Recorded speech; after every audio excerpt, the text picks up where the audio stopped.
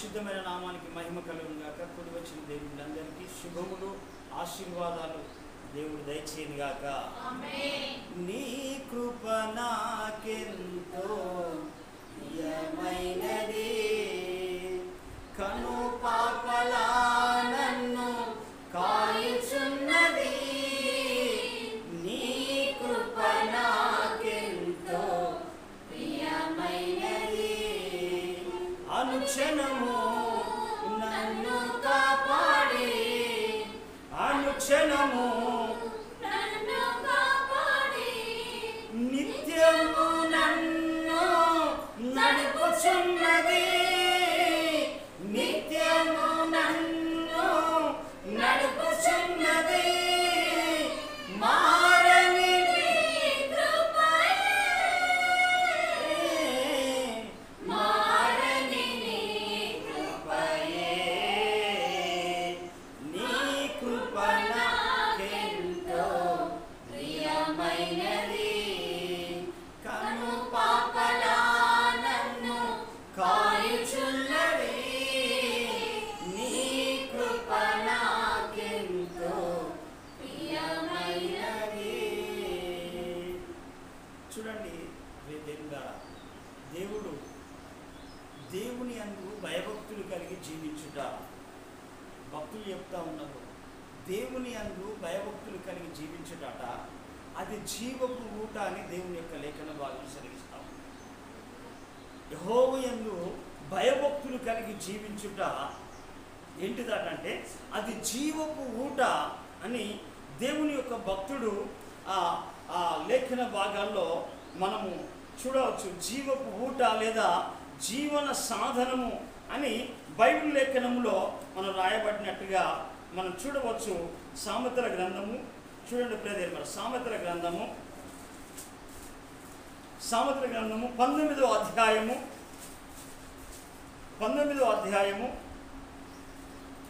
23వ వచనాన్ని మనం చదువుదామా? యెహోవా యందు భయభక్తులు కలిగి ఉండుట జీవ సాధనము, అది కలిగిన వాడు తృప్తుడై అపాయము లేకుండా బ్రతుకుతాడు. చూడండి ప్రజలారా, ఎందుకనంటే దేవుని యొక్క మాట ఎందుకనంటే జీవపు ఊట లేదా జీవన సాధనము. ఎందుకనంటే దేవుని యందు భయభక్తులు కలిగి, ఎందుకనంటే ఈ భౌతికమైన సాధనాలు చేస్తూ ఉన్నారు. ఎందుకనంటే జిమ్కి వెళ్ళి సాధనము చేస్తూ ఉన్నారు. ఎందుకంటే సరే ఆరోగ్యకరంగా ఉండడానికి అది చేయి, కానీ ఎందుకనంటే ఆ జీవపు ఆ సాధనం మరి కొంత మట్టికే నీకు క్షేమాన్ని కలగజేస్తాను, కొంత మట్టికే క్షేమాన్ని కలగజేస్తాను. అందుకే దేవుని యొక్క భయము భక్తి కలిగి జీవించుట ఎందుకనంటే జీవపు ఊట ప్రియదేంగా. ఎందుకనంటే చాలామంది జీవితంలో ఎందుకనంటే జీవము లేనివారుగా, నిర్జీవముగా, నిరాశగా, నిస్పృహగా. ఎందుకు అనంటే భక్తి లేదు, భయం లేదు, భక్తి లేదు చాలామంది జీవితాల్లో. ఎందుకనంటే బాప్తిసము తీసుకున్నప్పటికీ కూడా వారి జీవితంలో భక్తి భయం లేని జీవితము ఏమైపోతుందంటే వాళ్ళు జీవాన్ని కాదు మరణాన్నే వాళ్ళు సాధనం చేశారు. ఈనాడు సమాజం అంతా కూడా ఏం చేస్తున్నారంటే ఎందుకనంటే వాళ్ళు ఆ భక్తినంతా ఎందుకనంటే దేని గురించిన భయం ఉన్నదంటే ఈ ఇహలోకపరమైన వాటి గురించిన భయం ఉన్నది. ఏదో అపాయమత్య సత్తం కావచ్చు, రోగమత్య సత్తము కావచ్చు, లేకుంటే దయ్యం పడితే అనే అలాంటి భయాలు ఉన్నాయి. కానీ దేవుని భయం నాడు ప్రజల లోపల లేదు, వాస్తవం ప్రజల లోపల లేదు. ఎందుకనంటే ఈ భయం లేకుండా నాడు ప్రజల పరిస్థితి ఏమైపోతుందంటే వారి లోపల జీవము లేదు, నిర్జీవం ఉన్నది, నిరాశ ఉన్నది. ఈ లోకమైన వాటి కొరకు ఎంతైనా పరిగెడతాడు, కానీ దేవునితో జీవ సాధన చేయడము వారి జీవితంలో లేదు. అందుకే మనం భక్తులను కనుక మనం చూస్తే ఈ ఈ సామెతల గ్రంథంలోనే అనేకమైన విషయాలు తెలియపరిచినట్టుగా మనం చూడవచ్చు. ఎందుకంటే ఆ భక్తి గురించి మాట్లాడినప్పుడు ఇక్కడ భక్తుడు అంటాడు ఏం చేసిందంటే యెహోవా యందు భయభక్తులు కలిగి ఉండుట తెలివికి మూలం అంటాడు. అంటే అంటే ఆ తెలివి నిన్ను ఏం చేస్తా అంటది, నేను ఒక మంచి మార్గంలో నడిపిస్తా అంటది. అయితే ఈనాడు కనుక చూస్తే ఇంకా భక్తులందరూ కనుక మనం చూస్తా అంటే ప్రదేశం ద్వారా ఈ లేఖన భాగాల్లో అనేక చోట్ల కనుక మనం చూస్తా అంటే ఎందుకనంటే యెహోవా యందు భయభక్తులు కలిగి ఉండుటనట. చూడండి ప్రదేశం ద్వారా మనం చూడం 3వ అధ్యాయం 7వ వచనం చదువుదామా. సామెతల గ్రంథం 3వ అధ్యాయం 7వ వచనం. నేను జ్ఞానిని కదా అని నువ్వు అనుకోవద్దు, యెహోవా యందు భయభక్తులు కలిగి చెడుతనము విడిచిపెట్టుము. అంటే భక్తి అనేది ఏంటంటే నీ లోపల ఉన్న చెడును, నీ లోపల ఉన్న అసహ్యాన్ని, ఎందుకనంటే దేవునికి వ్యతిరేకమైంది ఏ చెడైనా నీలో ఉన్నదంటే ఆ చెడు ద్వారా నీకు మరణము సంభవిస్తూ ఉంటుంది, నష్టము సంభవిస్తూ ఉంటుంది, నష్టము సంభవిస్తూ ఉంటుంది. అందుకే భక్తులు రాసి యెహోవా యందు భయభక్తులు కలిగి చెడుతనము విడిచిపెట్టడం. భయభక్తులు కలిగి ఉండడమే చెడును విడవడము, పాపాన్ని విడవడము, లోకాన్ని విడవడము, లోకాశలను విడవడము. అదే ఏమన్నాడంటే జీవపు ఊట లేదా జీవ సాధనం అని దేవుని భక్తులు దేవుని యొక్క లేఖన భాగాల్లో రాశారు. చాలామందికి ఎందుకనంటే ఈనాడు భయం ఎక్కువైపోయింది. ఏంటంటే ఏమి తిందామన్న భయం ఉన్నది, ఏమి తాగుదామన్న భయం ఉన్నది, ఏమి కట్టుకుందామన్న భయం ఉన్నది, ఏమి ధరించుకుందామనే భయం ఉన్నది. ఎందుకనంటే ఈనాడు ప్రయత్నం ద్వారా వాళ్ళు ఏం చేసిందంటే ఏమైపోతుందంటే ఆ భయం ఎక్కువైపోయింది కానీ దేవుని భయము లేదు. దేవుని భయం లేదు. దేవుని భయం ఉంటే నీ కుటుంబంలోని కూడా దేవుని ఎందుకనంటే ఆ జీవపు ఊటలను ప్రవహింపజేస్తా అంటాడు. జీవపు ఊటలను ఎందుకనంటే ప్రవహింపజేస్తా అంటాడు. అందుకే ఇక్కడ యేసు ప్రభు యోహాను సువార్తలో ఒక మాట చెప్పేశాడు.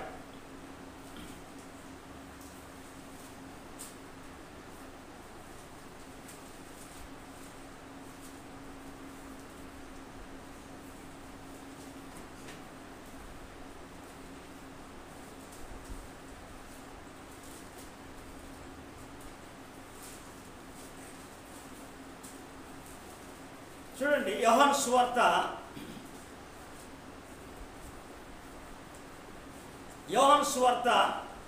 7వ అధ్యాయము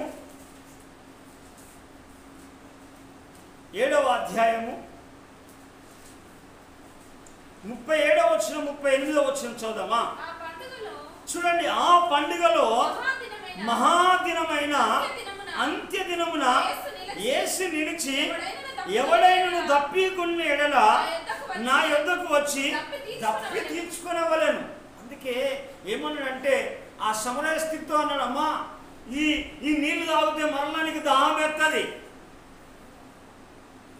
ఈ నీళ్లు తాగితే మరలా నీకు దాహం అవుతుంది, కానీ నేనిచ్చే నీళ్లు ఎప్పుడు కూడా నువ్వు తప్పికొనవు అని యేసు ప్రభు చెప్పిన మాట.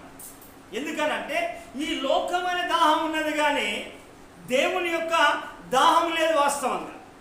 అందుకే అక్కడ యేసు ప్రభు చెప్తాడా, నా యందు విశ్వాసం ఉంచు వాడెవడో లేఖనము చెప్పినట్టుగా వాని కడుపులో నుండి జీవజల నదులు పారునని బిగ్గరగా చెప్పిన. చప్పలు కొట్టి ప్రభుని జన.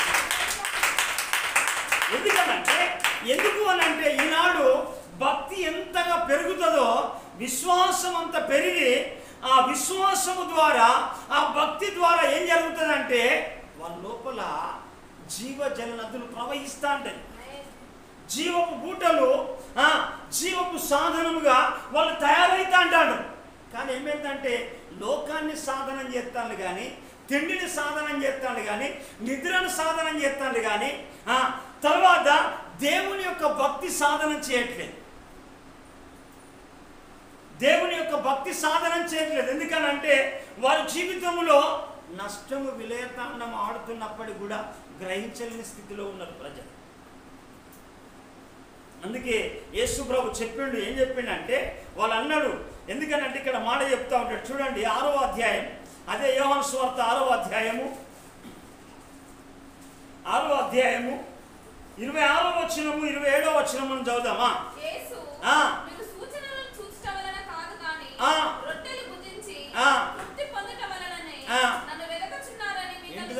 తిండి కొరకు వెతుకుతాను అని అంటాడు. అక్కడ రొట్టెలు ఇచ్చే కాడ ప్రజలు ఉన్నారు, కానీ వాక్యం వినే కాడ ప్రజలు తక్కువైపోతారు.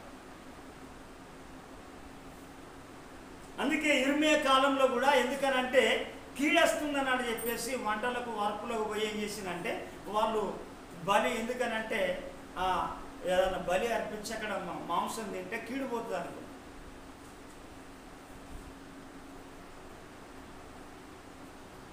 ఆకాశదేవికి ఆరాధన చేయడం, ఈ వంట వార్పు కరెక్ట్ ఏంటంటే ఆకాశ, ఎందుకనంటే ఇర్మియా గ్రంథంలో రాస్తాను,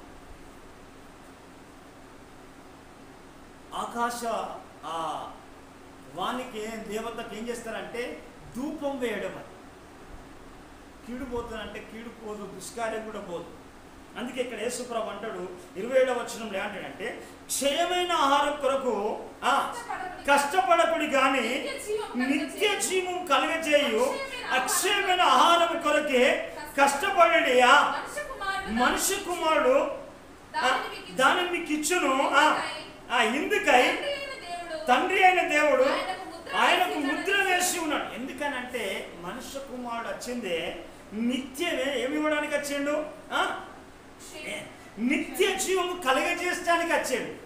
అంటే ఈనాడు విశ్వాసులు ఏం చేస్తున్నారంటే నిత్యత్వమును కోల్పోతాడు. దేనివల్ల అంటే భయము లేకుండా జీవించడం వల్ల. వాళ్ళకు ప్రార్థన లేదు, భక్తి లేదు. ఎందుకనంటే ప్రార్థన కూడా భక్తులు చెప్తూ ఉంటారు, ఎస్కియా ఫ్రాన్సిస్ గారు, ఎందుకంటే ప్రార్థనే ఊపిరి, ప్రార్థనే జీవము, ప్రార్థనే సర్వము, ప్రార్థనే సమాధానము, ప్రార్థనే సమస్తం అని చెప్పేసి ఆయన రాస్తూ ఉంటాడు. గొప్ప ప్రవక్త ఎస్కియా ఫ్రాన్సిస్. ఎందుకనంటే ఇలాంటి ఏం చేస్తారంటే ఈ భక్తి కోల్పోయినప్పుడు ఏం చేస్తారంటే లోకములో సాధన చేస్తాను. లోకములో ఏంటి ఉన్నది? మరణం ఉన్నది. లోకంలో ఏమున్నది? పాపం ఉన్నది, శాపం ఉన్నది, రోగం ఉన్నది, అపవిత్రత ఉన్నది, దోషం ఉన్నది. అయితే వీటిని సాధన చేస్తూ ఉన్నాడు ఈనాడు మానవుడు. కానీ దేవుని యొక్క అనాది ప్రణాళిక ఎలాంటిది అంటే మానవుని పట్ల ఎంత ఉన్నతమైన ప్రణాళిక కలిగి దేవుడు ఉన్నాడు. ఎందుకనంటే జీవాన్ని కలగజేయడానికి, శక్తినివ్వడానికి, ఎందుకంటే ఆ నిత్యత్వంలోనికి కలగజేయడానికే యేసు ప్రభు ఏం చేసిందంటే ఆయన ఆ కలవరి శిలువలో, ఎందుకంటే సర్వ మానవాళి కొరకు, ఎందుకంటే పాపముల చేతను అపరాధముల చేతను సచ్చిన వరమై ఉన్నప్పుడు ఆయన ఏం చేసిందంటే ప్రాణము పెట్టాడు మనకు. హల్లెలూయా. అందుకే ప్రభు చెప్పే మాట, దేవుడు లోకమును ఎంతో ప్రేమించాను. ఎంత ప్రేమిస్తున్నప్పుడు కూడా నాడు ఏమైపోతుందంటే దేవుని పిల్లలు దేవుని యొక్క సన్నిధిలో గడపడానికి ఇష్టపడట్లేదు. అందుకే వారి లోపల ఎందుకనంటే వాళ్ళు భక్తిహీనతను కలగజేసుకొని చాలా మంది జీవితాలు. అందుకే పౌలు చెప్పే మాట ఏం చేస్తాడంటే ఎప్పటికీ ఏం చేయాలంటే ఈ జీవ సాధనము చేయాలని చెప్పేసి. ఎందుకనంటే పౌలు ఏం చేస్తాడంటే ఆయన ఎలాంటి వాడంటే దేవభక్తి విషయంలో నీకు నువ్వే సాధనము చేయి అంటాడు. భక్తిని ఎప్పటికి కూడా ఏం చేయాలంటే సాధన చేయాలి, ఎప్పటికీ చేయాలి. ఓ పూట చేస్తే సరిపోదు, ఆదివారం వస్తే సరిపోదు. ఎందుకనంటే చాలామందికి ఎందుకంటే ఆదివారం వస్తే భక్తి అయిపోయిందిరా బాబు, ఈ బైబిల్ తీసి సెల్ఫుల్లో లేకుంటే బీరువాల్లో పెట్టేసి అయిపోయిందిగా, నాలో ప్రపంచంలో నా అంత భక్తురాలు ఎవరు లేరు అనుకునే పరిస్థితి వచ్చేసింది. కానీ దేవుడు చెయ్యి విడిస్తాడు. బైబిల్ చెప్తా ఉన్న సత్యం ఏంటంటే ఆయన ఎందుకనంటే భక్తిహీనులను లాగి వేస్తాడు. ఇందాక మనం చదివిన కీర్తన గ్రంథం. ఇక్కడ భక్తుడు మనం చెప్దాం చూడండి, పౌలు ఏం చెప్తాడో చూడండి. 1 తిమోతి రాసిన పత్రిక 4వ అధ్యాయము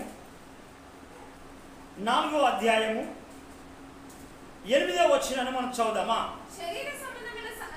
చూడండి చూడండి, శరీర సంబంధమైన సాధకం అంటే ఏంటిదా?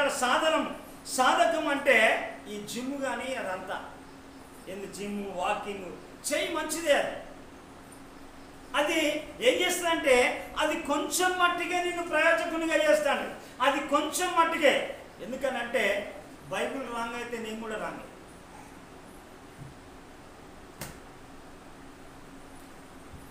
ఎందుకనంటే బైబిల్ ఎందుకనంటే భూమి ఆకాశములు గతించిన దేవుని మాటలు గతించవు.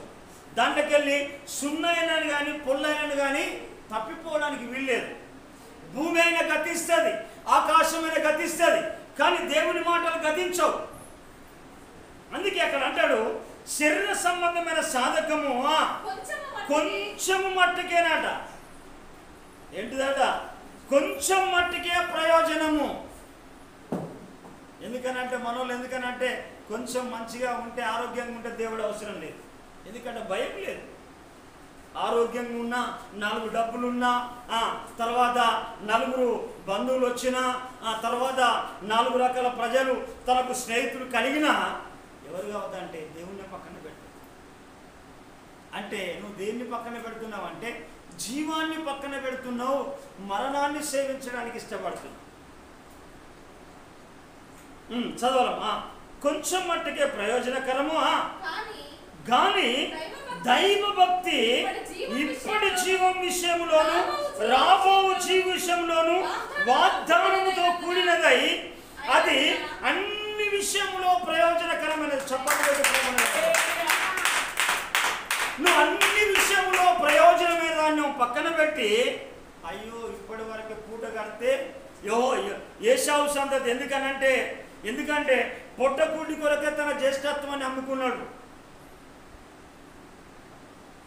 ఎందుకనంటే పూట కొరకు బండి కట్టిన వాడు ఏశావు.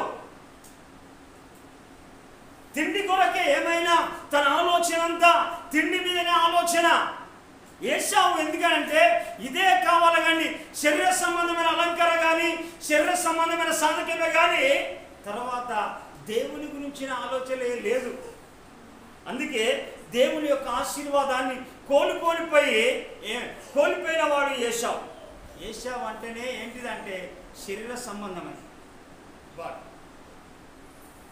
అందుకే ప్రియదేవుని ద్వారా మనం ఏం కావాలంటే ఈ భక్తి అంటే ఏంటిదంటే ఈ జీవమాట ఇప్పటి జీవము దైవ భక్తి ఇప్పటి జీవం విషయంలోను రాబో విషయంలో కూడా మన ఏంటంటే మనకే జీవం లేదు, ఇంట్లో జీవం లేదు. ఎందుకనంటే మనం ప్రార్థన అంటే ఎందుకనంటే తినకపోతే బతకమంట అంటాం. యేసు ప్రభు చెప్పిన మాట ఏంటంటే అపవాదం వచ్చేసి అంటాడు నువ్వు దేవుని కుమారుడు అయితే ఈ రొట్టెను రాళ్ళకు చేసుక తినమంటాడు. మనుషులు రొట్టె వల్ల మాత్రం కాదు జీవించేది, దేవుని నోటి నుండి వచ్చే మాట వల్ల జీవిస్తాడు. ఎందుకంటే ప్రియదేవుని ద్వారా మనము ఏం కావాలంటే ఈ దైవ భక్తి అనేది ఏం చేయాలంటే ఎప్పటికంటే ఇప్పటి జీవం విషయంలోను రాబో జీవ విషయంలోను వాగ్దానముతో కూడినదై అదట అన్ని విషయంలో ప్రయోజనకరమైంది. భక్తి అన్ని విషయంలో ప్రయోజనకరమైంది. ఆ ప్రయోజనకరమైంది దేవుడు మనకు అనుగ్రహించును గాక. చెప్పు గట్టిగా ఆమేన్. ఎందుకనంటే ఆ భక్తి లోపలనే ఏం చేస్తుందంటే అందుకే అక్కడ భక్తులు చెప్పిన మాట మనం చూద్దాం. అక్కడ చూడండి 19వ అతడట ఎందుకట అతడు ఆ జీవ సాధనమయ్యాట ఏముంటాడట చూడండి. సామెతల గ్రంథం 19వ అధ్యాయం 23వ వచనం ఏమంటాడంటే యెహోవా యందు భయభక్తులు కలిగి ఉండుట జీవ సాధనము, అది కలిగిన వాడట తృప్తి కలిగిన వాడై అపాయము లేకుండా బ్రతుకుతాడ. కాబట్టి ప్రియదేవుని ద్వారా మనం భక్తి సాధనం చేద్దాం. ఎందుకంటే భక్తి అనేది ఒక దినం కాదు చేసేది,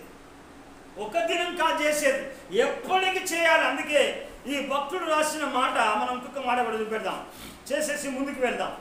చూడండి అదే సామెతల గ్రంథము చూడండి 8వ అధ్యాయము 8వ అధ్యాయం 34 నుంచి చివరి వరకు మనం చందామా. నా గడప యొద్ద కనిపెట్టుకొని నా ద్వారబంధముల యొద్ద కాచుకొని నా ఉపదేశం వినివారు ధన్యులాట. అనుదినమా అప్పుడప్పుడా అంత మనకెందుకంటే కప్ప గంతులు ఎత్తులు, ఒక్క గంత ఇక్కడ ఒక గంత అక్కడ కప్ప ఎత్తాట. అది నీ జీవితానికి ఎందుకనంటే జీవం కలగదు. అందుకే ఇశ్రాయేలు ప్రజలను ఏం చేసిందంటే దైవ నడిపింపులో లేనప్పుడు వారిని ఏం చేసిందంటే వారిని మరణానికే అప్పగించినట్టుగా ఉంటాడు. విసిగిపోయింది వాళ్ళ ప్రవర్తనను బట్టి దేవుడు, వాళ్ళ ప్రవర్తనను బట్టి దేవుడు విసిగిపోయాడు. నేను చూపెడతా మాట చూడండి అక్కడ. అనుదినము నా గడప యొద్ద కనిపెట్టుకొని నా ద్వారబంధముల యొద్ద కాచుకొని నా ఉపదేశం వినివారు ధన్యులు. నన్ను కనుగొనువాడు జీవమును కనుగొనువాడు యెహోవా కటాక్షం అని కలుగుతా అంటారు. దేవుని కనుగొనేది తక్కువ, లోకాన్ని తెలుసుకునేది ఎక్కువ. ఇది ఉన్నది కదా మొబైల్. తెలియకుంటేనే పాపం ప్రవేశిస్తుంది మనిషిలో. చిన్నవాని నుంచి మొదలుకొని చిన్న పిల్లలు సైతం పిచ్చోళ్ళు అవుతాను తెలుసా. మెంటల్ ఎఫెక్ట్ అవుతాను. భార్య లేకుండా, పిల్లలు లేకుండా, భర్త ఉండలేదు, సెల్ లేకుంటే, భార్య ఉండలేదు. చాలామంది జీవితంలో మరణము సంభవిస్తూ ఉన్నది మొబైల్ ద్వారా. వాళ్ళ ఆధ్యాత్మికమైన స్థితిని ఈ మొబైల్ వచ్చిన కంచి కోల్పోయారు చాలామంది. చదువుదామా. యెహోవా కటాక్షం అని కలుగును. నన్ను కనుగొనివాడు నన్ను కనుగొననివాడు తనకే హాని చేసుకొను. నా యందు అసూయపడు వారందరూ చూశారు. ఇప్పుడు ఏమైంది? దేవునికి బాప్తిసం ఇచ్చే, రక్షణ ఇచ్చే, రోగం నుంచి విడిపించే, సమస్యల నుంచి విడిపించే ఒక్క దినము 1000 దినాల కంటే శ్రేష్టమైన దినం ఏది? నీ భక్తి, ఏది నీ భయం, ఏది నువ్వు దేవుడు అంటే దేవుని పట్ల దేవుని దగ్గర నువ్వు ఏం చూసుకొని దూరం అవుతా ఉన్నావు? మనుషుల కొరకు నువ్వు వచ్చేది దేవునికి, మనుషుల కొరకు. చూడండి బైబిల్లో మనం దేవుని కనుక చూస్తే ప్రేదేం ద్వారా అందరూ కూడా ఎందుకనంటే చాలామంది ఏం చేసిందంటే చాలామంది జీవితంలో ఎందుకనంటే చాలా వరకు కూడా ఎందుకనంటే ఈ భక్తిని కోల్పోయి వారి జీవితంలో కనుక మనం చూస్తే చాలా వాళ్ళని జీవానికి అప్పగించకుండానట వాడు దేవుడట వారిని మరణానికి అప్పగించినట. తర్వాత ఈ గ్రంథం అంతా మీరు చదువుకోవచ్చు. కీర్తనల గ్రంథము 78వ అధ్యాయము. ఎందుకనంటే వాళ్ళు నోటితో ముఖస్థుతి చేసిండ్రు, నాలుకలతో ఆయన బొంకిలాట. 78వ కీర్తన చూడండి ప్రదేంబ. 78వ కీర్తన 49-50 వచనం మనం చదువుదామా.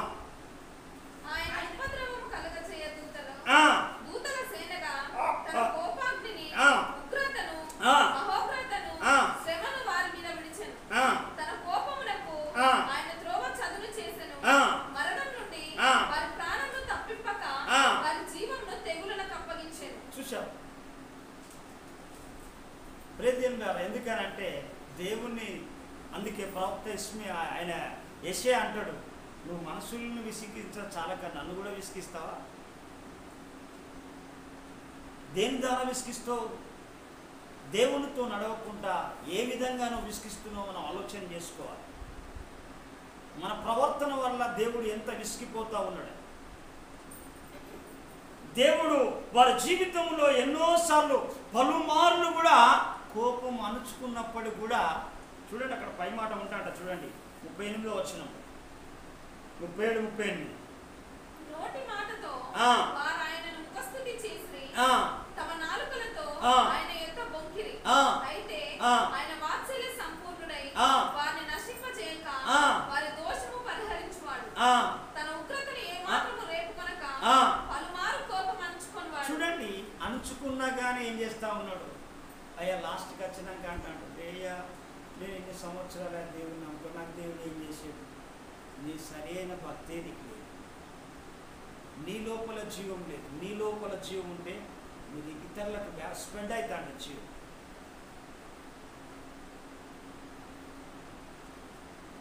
నీకు లోపల జీవము లేనప్పుడు ఎందుకనంటే నీకు జీవము లేదు అని అంటే నువ్వు స్ప్రెడ్ అవుతలే అంటే భక్తి సరిగ్గా లేదని అర్థం చేసుకో. హల్లెలూయా.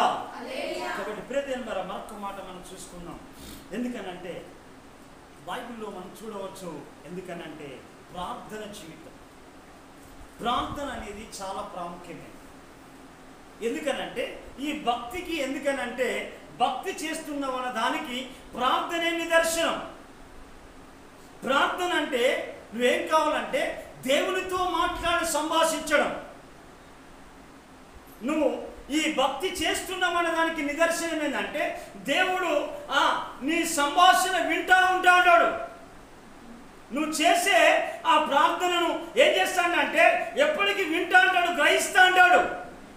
మన ప్రార్థన ఎందుకనంటే చాలా మంది కుటుంబాల్లో ప్రార్థన అనే బలిపీఠాలు, గొడవలనే బలిపీఠాలు ఉన్నాయి, సినిమా టాకీస్ అనే బలిపీఠం ఉన్నది, బ్రాండ్ షాప్ అనే బలిపీఠం ఉన్నది, తర్వాత సమస్యలు అనే బలిపీఠాలు ఉన్నాయి. కానీ ప్రార్థన బలిపీఠం లేదు.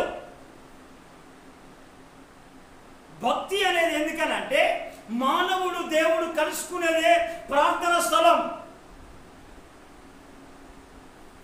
ఎందుకనంటే ఈ ప్రార్థన ఏం చేస్తుందంటే ప్రార్థన ద్వారా అంటే దేవునికి విన్నవించుకోవడం. భక్తుడైతే ప్రార్థన చేస్తాడు, భక్తి లేనివాడు ఏం చేస్తాడు? భక్తి ఎందుకనంటే భక్తి లేనివాడు ప్రార్థన చేయలేరు కదా. లోకంలో ఉన్నవాడు ఉన్నాడు, లోకంలో ఉన్న వాళ్ళు అనేకులు ఉన్నారు, వాళ్ళు ప్రార్థన చేస్తారు. అయితే దేవుని భక్తులైతేనే వాళ్ళు ప్రార్థన చేస్తూ ఉంటాడు. ఎందుకనంటే వారి ప్రార్థనను దేవుడు ఆలకించేవాడు అని ఆ భక్తులకు ఎరుక, ఆ భక్తులకు తెలుసు కనుక వాళ్ళు ఏం చేస్తారంటే ప్రార్థన చేస్తారు. ఎందుకనంటే ఈ భక్తి లేని వాళ్ళు మాత్రం ఉపవాసం చేయడం కానీ, ప్రార్థన చేయడం కానీ, ప్రార్థనకు రావడం కూడా అతి కష్టం మీద వస్తా అంటారు. ఎందుకనంటే భక్తి లేదు. ఎందుకనంటే దేనిపైన భక్తి ఉంటుంది అని అంటే వారి జీవితమే వారు చెప్తా అంటారు, వారి ప్రవర్తన చెప్తా అంటారు. అందుకే ప్రార్థన అనేది చాలా ప్రాముఖ్యమైనది ప్రియదేని వల్ల. ఎందుకనంటే ఈనాడు క్రైస్తవ సమాజంలో కూడా, ఎందుకనంటే అనేకుల జీవితంలో కూడా ప్రార్థన లేదు. ప్రార్థన చేసే కుటుంబంలో పరిస్థితులు మారుతా అంటే, పరిస్థితులు వచ్చినా కానీ ఆ ప్రార్థన ద్వారా పరిస్థితులను దేవుడు మారుస్తా అంటాడు. ప్రార్థన ద్వారా, అందుకే కీర్తనకారుడు అంటాడు, నా ప్రార్థనను త్రోసివేయాలి ఆయన. అందుకే ప్రియదేని వారు మనం బైబిల్ గ్రంథంలో చూడవచ్చు. ఇక్కడ చూడండి, మనం 99వ కీర్తనలో మనం చూద్దాం. 99వ కీర్తన 6వ వచనాన్ని మనం చదువుదాం. ఆయన యాజకుల్లో మోషే ఆరోనులు ఉండిరి, ఆయన నామమును బట్టి ప్రార్థన చేయు వారిలో సమూయేలు ఉండెను. వారు యెహోవాకు మొరపెట్టగా ఆయన వారికి ఉత్తరం ఇచ్చాను. చెప్పలు పెట్టి ప్రార్థన. ఈనాడు నీ జీవితంలో ఏ ప్రార్థన చేస్తే ఏ ప్రార్థనకు జవాబు వచ్చింది? నువ్వు ఎంత ప్రార్థన చేస్తా ఉన్నావు? ప్రార్థన అంటే ఏంటిది? దేవునితో మాట్లాడడం, దేవునితో సంభాషించడం, దేవునితో ఆలోచన చేయడం, దేవునితో కలిసి ప్రయాణం చేయడం, దేవుని ఆలోచన తీసుకోవడం, దేవుని నుంచి పొందుకోవడమే ప్రార్థన. ప్రార్థన లేనప్పుడు, ఎక్కడ ప్రార్థన లేనప్పుడు ఏమైపోతుందంటే అపజయాలే ఉంటాయి కానీ విజయాలు లేవు. ప్రార్థన లేనప్పుడు, ప్రార్థన ఉంటే ప్రార్థన వెనుక ఎన్నో విజయాలు ఉంటాయి. ప్రార్థన ద్వారా సాధిస్తూ అంటారు. వారు ఏం చేసిందంటే వారు విశ్వాసం కలిగి ప్రార్థించింది కాబట్టిగా వాళ్ళు ఏం చేసిందంటే వాళ్ళు జయించిండు. ఎందుకనంటే వారు జయించినట్టుగా మనం బైబిల్ లేఖన భాగంలో మనం చూడవచ్చు. ఇక్కడ చూడండి, బైబిల్ గ్రంథంలో మనం చూడవచ్చు. హెబ్రీయులకు రాసిన పత్రిక 11వ అధ్యాయము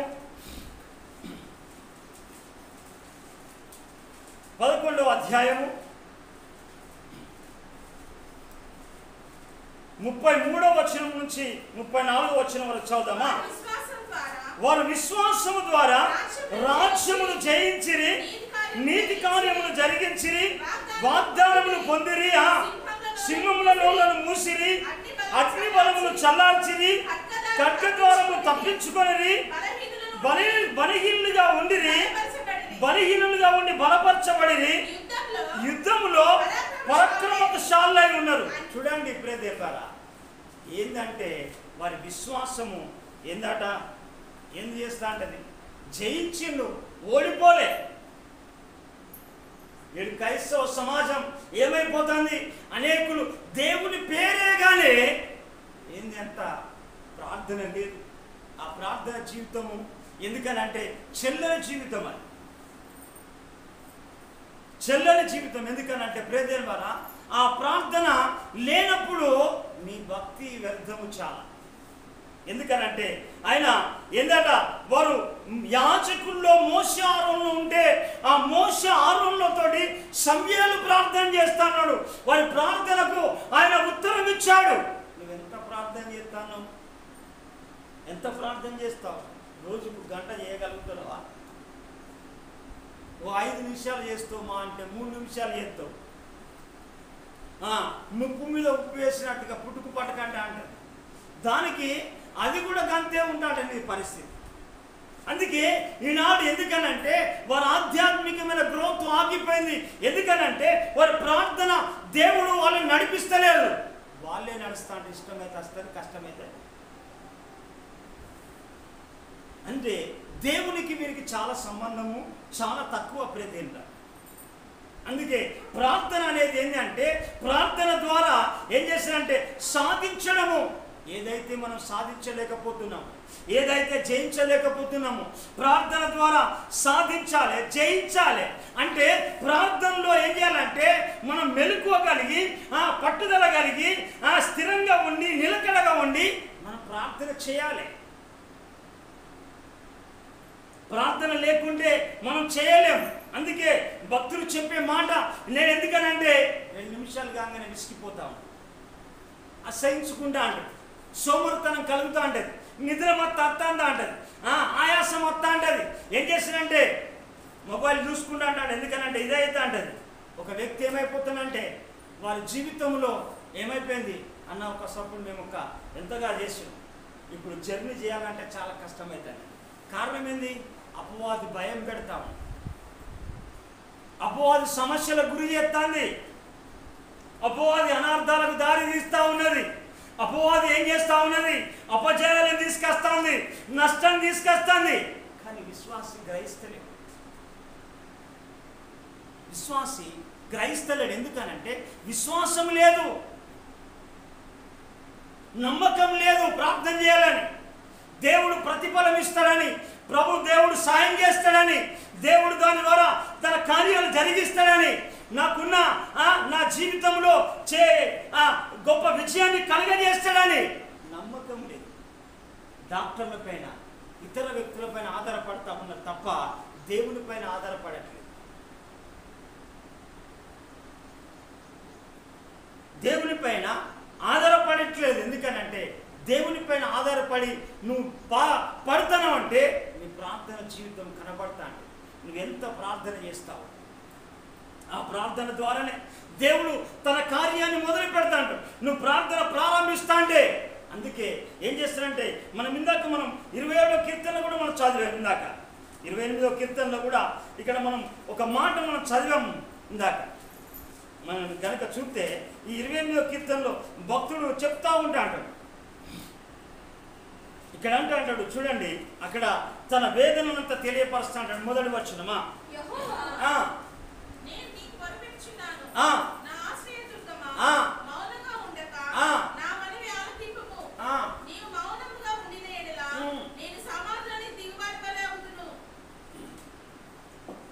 ఏమంటాడు?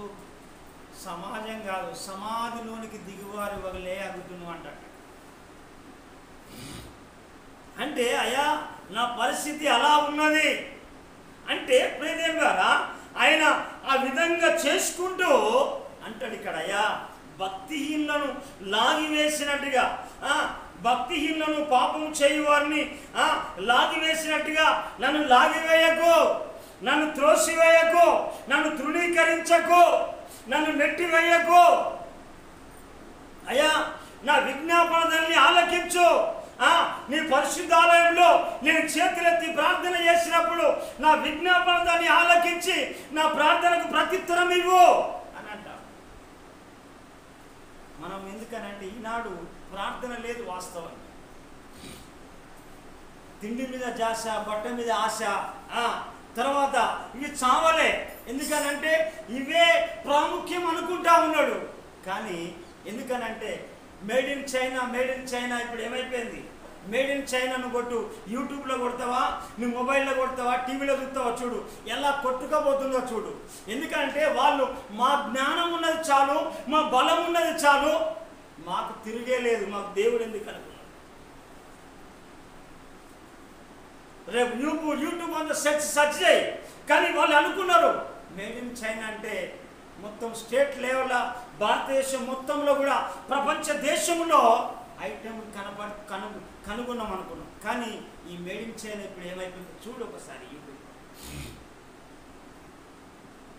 దేవుడు అంటే భక్తి చేయకుండా, ప్రార్థన చేయకుండా, వాక్యాన్ని వినకుండా, వాక్యాన్ని గ్రహించకుండా, వాక్యముతో సంబంధం లేకుండా ఏమైపోయింది? జలప్రలయం వచ్చేసింది.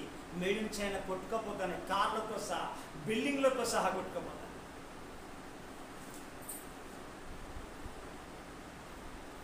అందుకే అయ్యా నన్ను లాగివేయకయ్యా. వాళ్ళు లాగినట్టుగా వాళ్ళు దుష్టాలోచన హృదయంలో ఉంచుకున్నారు. తన పొరుగు వారితో సమాధానంగా మాట్లాడతారు. వారి క్రియలను బట్టి, వారి దుష్ట క్రియలను బట్టి వారికి ప్రతీకారము చేయి. భక్తుడు చెప్తా ఉన్నాడు, అయ్యా వారు దేవుని కార్యాలను లక్ష్య పెట్టలయ్యా, ఆయన హస్తకృత్యములను లక్ష్య పెట్టలయ్యా. అందుకే ప్రియ దేనివరా, అందుకే ఇక్కడ కీర్తనకారుడు ఏం చెప్తా ఉంటాడంటే చూడండి, అక్కడ 6-7 వచనం మనం చూద్దామా. ఆలకించినట్టుగా నీ ప్రార్థన కూడా ఆలకిస్తాడు. నువ్వు చెయ్యి, నీ పిల్ల కొరకై మొరపెట్టు, నీ భర్త కొరకై మొరపెట్టు, నీ సమస్య కొరకై మొరపెట్టు, నీకున్న ఇబ్బందుల కొరకై మొరపెట్టు. మొరపెట్టకుండా నువ్వేదో సమస్యను ఊరంతా చెప్తా ఉంటావు. ఆయన ఆలకించిండు. అక్కడ యెహోవా నా విజ్ఞాపన దాన్ని ఆలకించి ఉన్నాడు, ఆయనకు స్తోత్రము కలుగునుగాక. యెహోవా నా ఆశ్రయము. కేడం అంటే నాకు ఆయుధం. ఆపత్కాలంలో నాకు ఆశ్రయంగా ఉంటాడు. ఆపత్కాలంలో ఆయన నాకు కేడంగా ఉంటాడు, ఆయుధంగా ఉంటాడు. నా హృదయము ఆయన యందు నమ్మిక ఉంచను గనుక నాకు సహాయం కలిగిన. చప్పలు కొట్టుకోవాలి. దావీదుకు సహాయం చేసిన దేవుడు, నాకు సహాయం చేసిన దేవుడు, యెఫ్తాకు సహాయం చేసిన దేవుడు, హన్నాకు సహాయం చేసిన దేవుడు నీకు సహాయం చేయలేడా? చేస్తాడు. అందుకే ప్రేదేంగా ఎందుకు అనంటే ఈనాడు కారణం ఏంటంటే మొదటగా భక్తి, రెండవది ప్రార్థన జీవితం. ఇక్కడ బైబిల్లో కామెంట్ అది, నేను ఎందుకనంటే ఆమె అంటది నేను పోరాడి గెలిచి తిని. చూడండి ఆది కాండంలో ఒక మాట చూపెట్టి నేను ఈ అంశంలో ముగిస్తాను.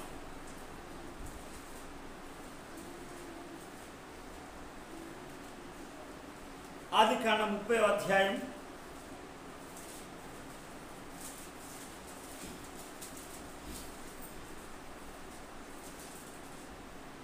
37వ అధ్యాయం 30వ అధ్యాయము 7వ వచనం.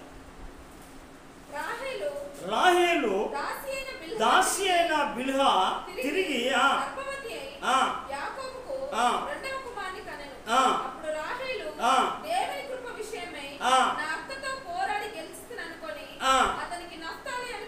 చప్పళ్ళు కొట్టి ప్రభువుని నా అక్కకు కూడా పిల్లలు అయిపోయిండు, నాకు కూడా నేను దేవుని కృప వశ్యమై పోరాడి గెలిచి తిని. వెళ్ళ పోరాడాలి, ప్రార్థనలో పోరాడాలి, ప్రార్థనలో పోరాడే. ఎందుకనంటే నా అక్కతో పోరాడి గెలిచి తినిగా అని అతనికి ఏం చెప్పిందట, తన కుమారుడు పుడితే నఫ్తాలి అని పేరు పెట్టింది. అంటే నఫ్తాలి అని పేరుకి ఏంటి అంటే పోరాడి గెలవడం.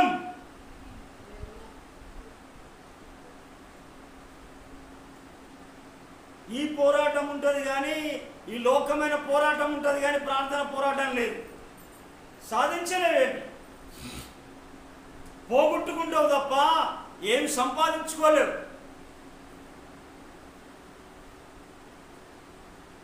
దేవుని ద్వారా మనం గమనించాలి. మనము కూడా దేవుని పిల్లలమైన మనము ఈ లోకంలో ఏంటంటే ప్రార్థన ద్వారానే, ఎందుకైనా పాపాన్నైనా జయించగలుగుతాం, లోకాన్నైనా జయించగలుగుతాం. ప్రార్థన శక్తి ద్వారా. ప్రార్థన చేస్తే సరిపోదు, ప్రార్థన శక్తితో నింపబడాలి, ప్రార్థన అభిషేకముతో నింపబడాలి, ప్రార్థనతో మనము నింపబడాలి. మన జీవితమే ప్రార్థన అయి ఉండాలి. దానియేలు అంటే ఏంటంటే ప్రార్థన పరుడే అంటాడు. నిన్నేమంటారు?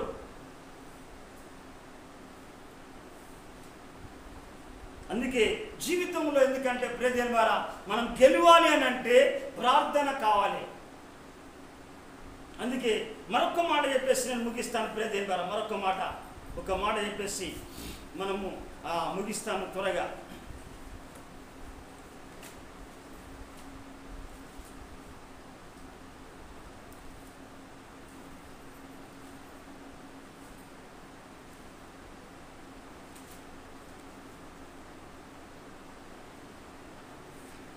మొదటి తెస్సలోనికి రాసిన పత్రిక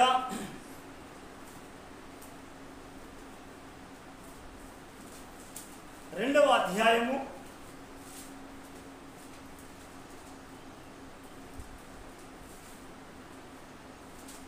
13వ వచనాన్ని మనం చూద్దామా? ఆ హేతువు చేతను మీరు దేవుని గురించిన వర్తమాన వాక్యము మా వలన అంగీకరించినప్పుడు మనుషుల వాక్యం అని ఎంచక అది నిజంగా ఉన్నట్టు దేవుని వాక్యం అని అంగీకరించితిరి గనుక మేము మానక దేవునికి కృతజ్ఞతాస్తుతులు చెల్లించుచున్నాము.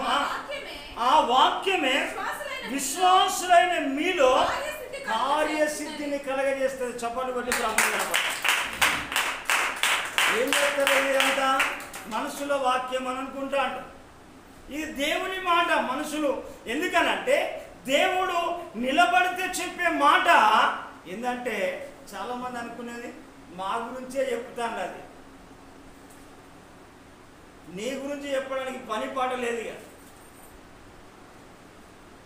అందుకే తెస్సలోనికలో ఉన్న ప్రజలు అలాంటి వాళ్ళనే చెప్పేసి, అలాంటి స్వభావం కలిగిన వ్యక్తులు అక్కడ ఉన్నారు కాబట్టిగా బాబు మనము అక్కడ దేవుని రాజ్యమునకు ఆయన మహిమకు తగినట్టుగా మిమ్మల్ని పిలిచిన దేవునికి తగినట్టుగా మీరు నడుచుకోవడానికి, అరే బాబు దేవుని మాట నాతో నుంచి మాట్లాడుతూ ఉన్నాడు, ఆ మాటను మేము మనుషుల వాక్యం అని ఎంచుకోకు. ఎందుకనంటే ఆ వాక్యమే విశ్వాసమైన మీలో కార్యసిద్ధిని కలిగజేసేది దేవుని వాక్యం.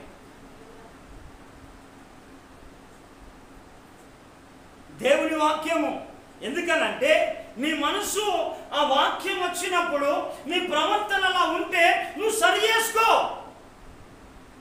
నేను కొట్టలే కదా, తిట్టలే కదా,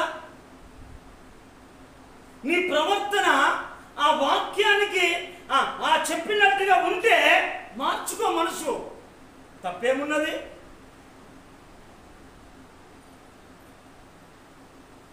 అందుకే ఇక్కడ ఎందుకనంటే అక్కడ మనం చెప్పినట్టుగా, ఎందుకనంటే ఇక్కడ పౌలు చెప్తా ఉంటాడు. ప్రేదేని ద్వారా పౌలు ఏమంటాడంటే ఇక్కడ మంచి మాట చెప్తా ఉంటాడు. అయ్యా మేము మీ మనసులను సంతోష పెట్టడానికైతే మేము క్రీస్తు దాసులం కాదు. చూడండి అమ్మ మాటలు 2వ అధ్యాయం 4వ వచనమా.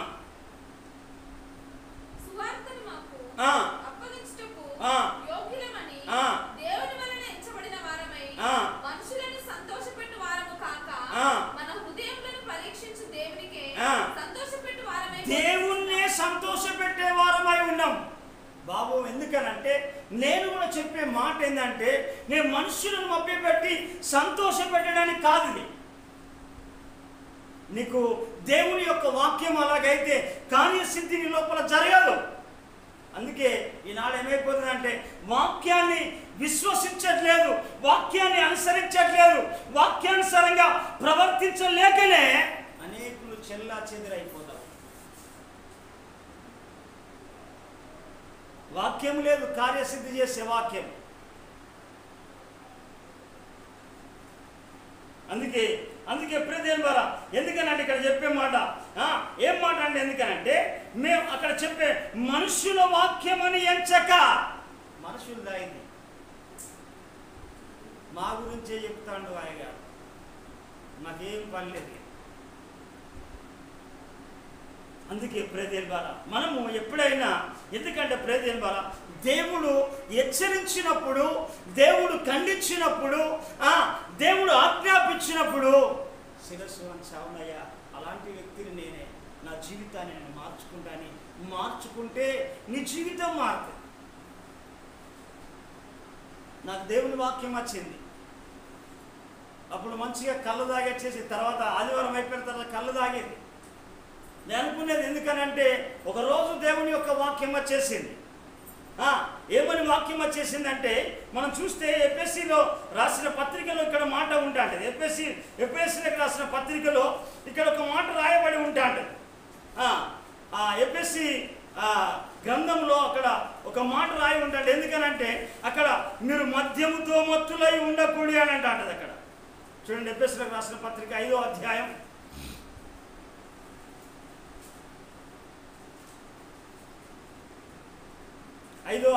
17వ వచనం 16 కాంచి చదవండి. 15 కాంచా. దినములు చెడ్డవి గనుక మీరు సమయమును పోనీయక సద్వినియోగము చేసుకొనుచు అజ్ఞానుల వల్ల కాక జ్ఞానుల వల్ల నడుచుకున్నట్లుగా జాగ్రత్త బిడ్డ, జాగ్రత్త చూసుకోమంటాడు. ఈ జాగ్రత్తను ఎప్పుడైతే వహిస్తావో నీ లోపల అజాగ్రత్త రాదు, ఆలస్యంగా రావు, ఆలస్యంగా దేవునితో నడవలేవు. జాగ్రత్త ఉన్నప్పుడు భయం ఉంటుంది. జాగ్రత్త అంటే అక్కడ డేంజర్ జోన్ అని అర్థం. అక్కడక్కడ హెచ్చరికలు, జాగ్రత్తలు బోర్డు పెడతా అంటారు. ఇక్కడ సింహాలు ఉన్నాయి, అది డేంజర్ ప్రదేశం, కుక్కలు ఉన్నాయి అని బోర్డు పెడతా అంటారు. అయితే ఇక్కడ చూడండి, అక్కడ జాగ్రత్త చెప్పింది. ఎందుకంటే దినములు చెడ్డవి గనక సమయాన్ని పోనీయక సద్వినియోగం చేసుకొని అజ్ఞానుల వల్ల కాక జ్ఞానుల వల్ల నడుచుకున్నట్లు జాగ్రత్తగా చూసుకొనుడా. ఇందు నిమిత్తము మీరు అవివేకులు కాకుండా వివేకం కలిగి ఉండండి. అవివేకంగా బ్రతకకండి, అనాలోచనగా బ్రతకకండి, నిర్లక్ష్యంగా బ్రతకకండి. కాగా ప్రభు యొక్క చిత్తం ఏమిటో గ్రహించి మరియు మద్యముతో మత్తులై ఉండకూడి. నేను అనుకున్నా ఇది దేవుడు చేసిందే కదా అనుకున్నా. నేను మత్తు అనుకుంటే ఈనాడు కూడా మత్తుగా తింటా ఉన్నారు, తినేచేస్తున్న మత్తుగా పడుకుంటా ఉన్నారు. అది కూడా ప్రమాదమే. నోహు కూడా దేవుడు నడిచినట్టు నోహు చెప్పినట్టు చేసిండు. తర్వాత ఆయన ఒక వ్యవసాయదారుడు అయినప్పుడు వస్త్రహీనుడైపోయాడు మత్తులో. అయితే నేను కూడా అదే మత్తులో ఉంటే అరే ఇదన్నీ అని అనుకున్నప్పుడు గ్రహింపు దేవుడు కలగజేసి నేను అట్లా అనుకుంటే పాస్టర్ గారు నాతో చెప్తాను అనుకుంటే నా జీవితం మారదు, నా బ్రతుకు మారదు. ఒకవేళ లోక స్నేహం అంటే లోక స్నేహం కట్ చేయాలి, లేకుంటే సినిమాలు సీరియల్ చూస్తాను అని అంటే అది తీసేయాలి. సరసోక్తులు చేయదంటే జోకులు చేయకూడదు. తర్వాత చెడ్డ మాటలు మాట్లాడదంటే మాట్లాడద్దు, సరి చేసుకోవాలి అక్కడ. అందుకే మద్యముతో మత్తులై ఉండకూడి దానిలో దుర్వ్యాపారము కలగదు. అయితే ఆత్మపూర్లై ఉండండి. చప్పలు కొట్టు ప్రభుని కనపరు. ఆత్మపూర్లై ఉండండి. దేని వల్ల మనం ఎందుకనంటే